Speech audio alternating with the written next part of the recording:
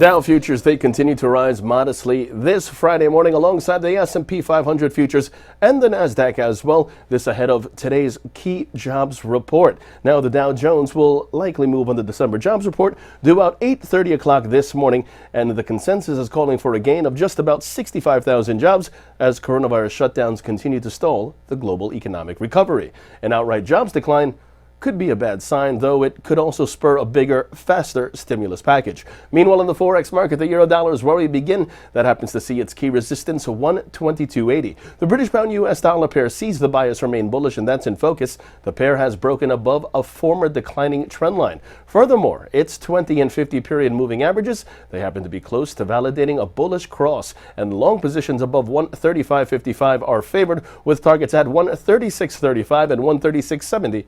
in extension. Moving on, the U.S. dollar-Japanese yen pair intraday sees its support around 103.70. This while the Bitcoin dollar intraday happens to be eyeing 35,978. The pivot point standing at 39,287, while in precious metal, gold is under pressure and in focus. Gold is capped by the resistance at 1912 and by its declining 20 and 50 period moving averages. Short positions below 1912 are favored, with targets at 1870 and 1863 in extension. This while silver intraday continues to trade under pressure.